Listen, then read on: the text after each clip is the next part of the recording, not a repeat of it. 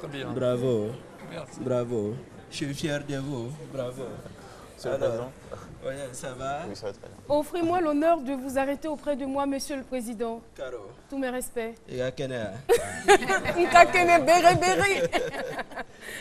Alors, Président, merci d'être venu. Je ne sais pas, ça vous fait plaisir de le voir? Énormément. Mais il a un petit peu changé, il est moins Il grand. a rajeuni, il est moins Il a rajeuni, il est moins grand. C'est vrai, c'est l'émergence. Voilà, c'est ça. Voilà. Maladamo, humoriste ivoirien, donc imitant le président de la République. Mais là, on dira, c'est peut-être, on est sorti de la réalité, mais c'est prémonitoire. Parce que je suis sûre que le président trouve peut-être un petit temps pour regarder cette émission et votre vœu sera certainement exaucé. Je l'espère, mais c'est déjà une avant-première. Merci beaucoup. Ok, merci Caro. Vous Alors, avez un mon message? imitateur, si tu me regardes, je suis sûr que tu suis ce midi. Ce midi, vraiment, vous êtes extraordinaire. Merci. Donc, bravo à vous. Alain compte sur toi. Alors, il atelier très vite. Voilà. Il est Télia. Merci beaucoup. C'est un Italien ou quoi? Oui, c'est un bambara. Ah, d'accord. Aujourd'hui, je suis fier que ma Blanche Colombe aussi parle le bambara. Parce que quand elle me fait du tout avec la sauce d'art, il change. Best. Il paraît qu'en matière de rallye, le temps, si, je sais pas, arriver avant l'heure ou arriver après l'heure, c'est pas l'heure. Non. Expliquez-nous un peu. Vous savez, bon, vous avez ce qu'on appelle des secteurs sélectifs et des secteurs de chronométrage. Sur les secteurs sélectifs, ce qu'on appelle des spéciales, il faut aller le plus vite possible. Donc c'est le temps uniquement qui compte, c'est le meilleur temps qui compte. Par contre, entre ces deux épreuves chronométrées, vous avez des épreuves dans lesquelles il faut respecter une certaine moyenne. Et vous devez pointer à la minute près dans cette partie-là. Si vous pointez en avance, vous êtes pénalisé. Si vous pointez en retard, vous êtes également pénalité. Okay. Et vos enfants font-ils du rallye, notamment Claude, je crois. Claude fait du rallye. Il a commencé par la moto et est venu au rallye par la suite. Oui, tout à fait. Est-ce que ces petits jeunes qui vous regardent et qui sûrement sont en train peut-être de s'éprendre de passion aussi pour le rallye peuvent apprendre dans une école de la place? Parce que Caroline, c'est vrai qu'elle est passionnée de rallye, mais conduire une citadine en pleine capitale, ça n'a rien à voir avec conduire un bolide sur les pistes de course. Alors, comment on peut... Justement, ça fait partie de mon deuxième mandat. Lors des 4 ans à venir, on a l'intention, nous avons un club sur Assigny qui a la chance d'avoir déjà un petit circuit auto. Et nous avons l'intention de faire un petit peu de formation sur ce circuit pour les pilotes, mais également pour faire de la formation pour les copilotes. Les critères sur lesquels on choisit un copilote, je voudrais qu'on revienne là-dessus. Alors, je vous répète, c'est un petit peu, bon, il y a un certain feeling, il faut qu'il y ait un certain feeling entre le pilote et le copilote, beaucoup de confiance, surtout de la part du copilote, mais enfin, c'est surtout, en fait, c'est les deux, parce que si vous avez certaines craintes sur ce qui vous est annoncé par le copilote, vous n'allez pas avancer. Mais il arrive quand même que ça clash par moment. Hein. Personnellement, c'est jamais arrivé, mais je sais que dans certains équipages, c'est déjà arrivé, tout à fait. C'est assez difficile de se supporter, c'est certain, mais il faut avoir confiance. Best. Commandant Moriba, je suis Lynn Jabert, la policière de la Carogang. Rassurez-vous, je tiens à une étroite et sincère collaboration entre nous, comme Yaya Touré tient à son brassard dans l'équipe nationale. Entre vous et moi, commandant, il n'y aura pas de péage, car il s'agit d'une affaire de collègues, on se comprend. Oui, c'est vrai, je suis au sérieux. Je suis sereine comme BT qui attend le retour de... Didier Drogba. Comme BT qui attend le retour de... C'est pas Didier Drogba, hein, comme BT qui attend le retour de Lucien Pado dans le... Au baron. Elle a fait voyager notre esprit. Le visage du magnifique. Il dit, mais la fille, là, elle va où, hein, mon esprit? Alors, ces répliques sont bel et bien du magnifique, ce monsieur pétri de talent, un monsieur à l'imagination tellement fertile qu'on se demande d'où il tire son inspiration. Ça, c'est mon vivant, hein, maintenant. Tu ne vas pas mourir, magnifique. Moi, Est-ce qu'il peut me laisser me concentrer, Caro? Est-ce qu'il peut me laisser me concentrer? Côté style vestimentaire, le magnifique est l'incarnation de ce célèbre proverbe ivoirien qui dit « L'eau lave, mais l'argent rend propre ». Tout simplement pour dire qu'avec les moyens, on peut faire des prouesses. Et c'est vraiment le cas avec le style vestimentaire du magnifique qui a connu une évolution fulgurante. Et pour que le chaleureux public dans ce studio puisse comprendre de quelle évolution je parle, je vous propose maintenant de découvrir en images la photo rétro du magnifique. Avant. Photo rétro du magnifique. C'est lui? C'est la même personne?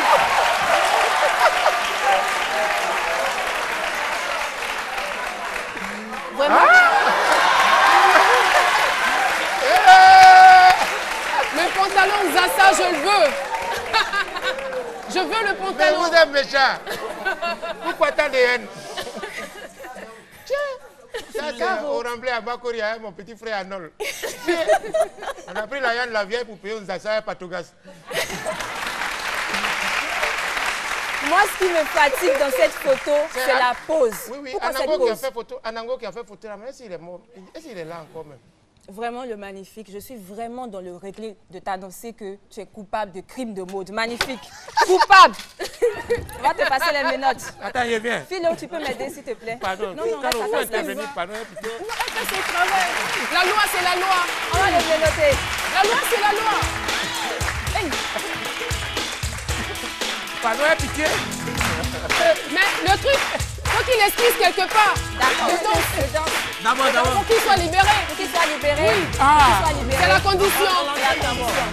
Tu es d'accord? Oui. D'accord? D'accord. Oui, d'accord. À la place du TV. Ouh. Ouh.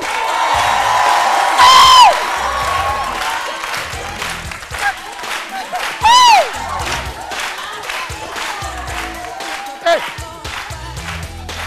Yeah.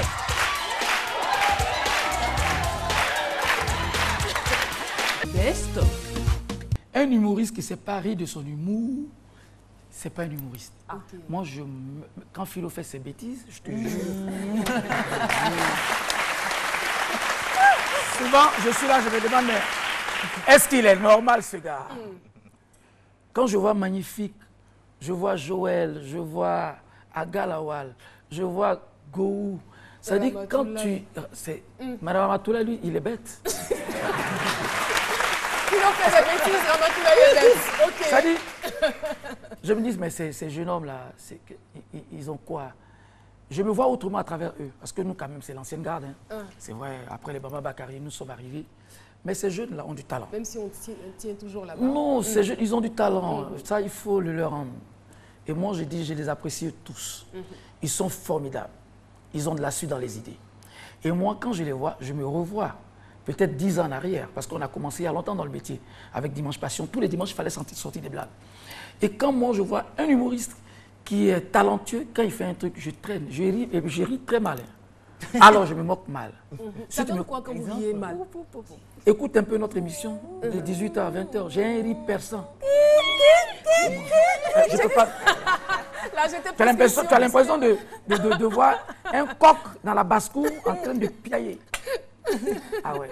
Parlons de cette émission en radio que j'ai le plaisir d'écouter parfois, quand le temps me l'accorde.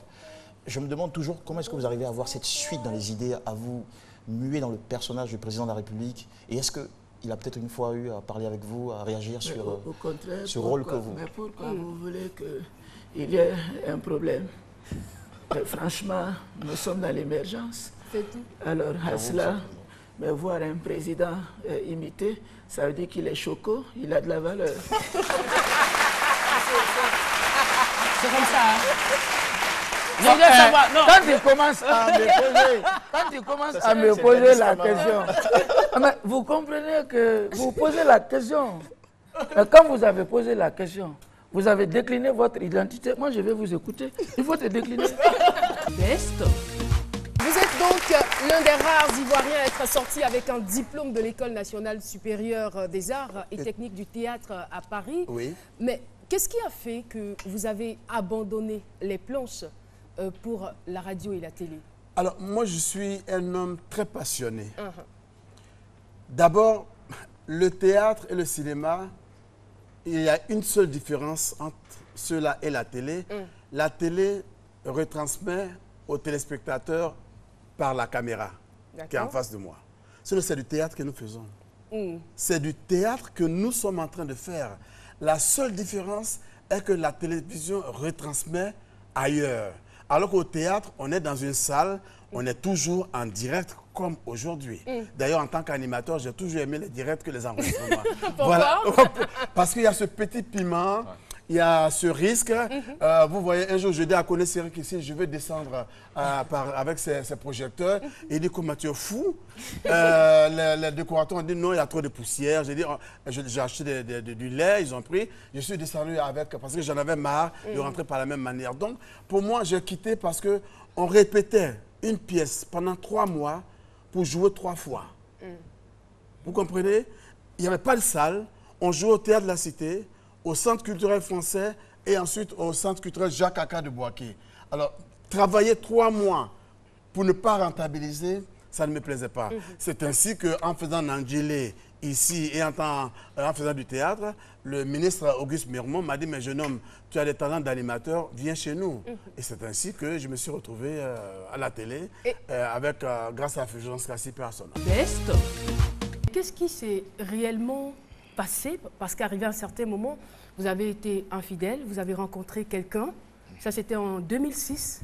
En 2006, oui. En 2006, vous avez rencontré quelqu'un d'autre. Oui, j'ai rencontré quelqu'un d'autre en 2006. On ne va pas citer de nom ici.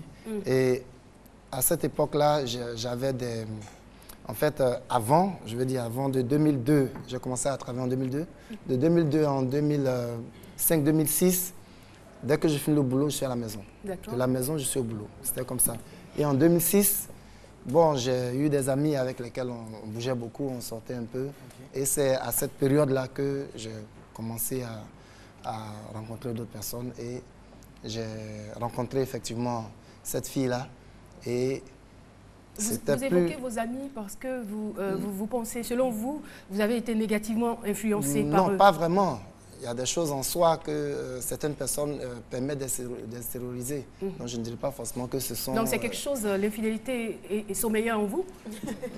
Bon, tout homme, je pense que ça dépend des conditions. C'est une affaire de conditions. Il ne faudrait justement pas se mettre dans certaines conditions pour que cela arrive. Les tentations, c'est partout. Voilà. Et c'est arrivé. Qu'est-ce qui vous attirait chez l'autre? Ou qu'est-ce qu'elle avait de plus que celle qui était votre épouse? Bon, je ne sais pas trop. Peut-être que... non, vous devez le savoir. Vous devez savoir. Bon, je pense que... Elles ont le même teint, elles ont la même taille à peu près. Moi, je sais pas. C'est la manière de vous prendre. Bon, je sais pas. Non, mais est-ce que tu entends ce qu'il dit? Elles ont le même teint. Bon, je sais pas. C'est ce que vous partez chercher dehors, ce que vous avez déjà à la maison. Voilà. Honnêtement, je ne sais vraiment pas. C'est un vrai paradoxe. Voilà. Hein.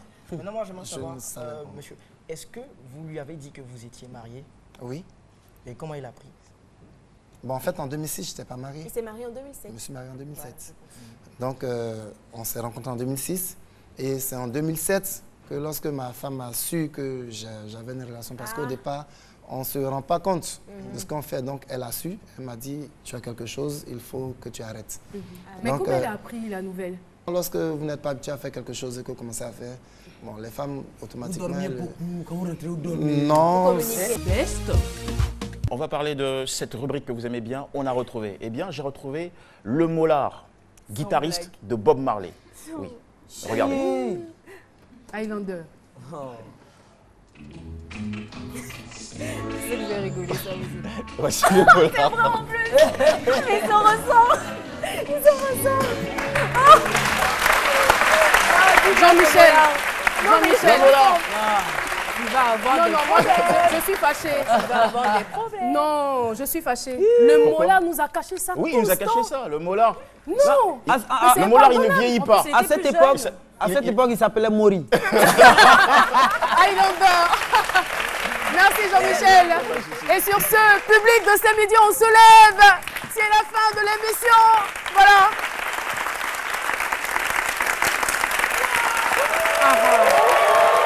Ah d'accord. Merci de nous avoir suivis. On se donne rendez-vous demain à 12h. C'est la fin du périple. Et voilà, on est heureux de rentrer chez nous. Bon appétit.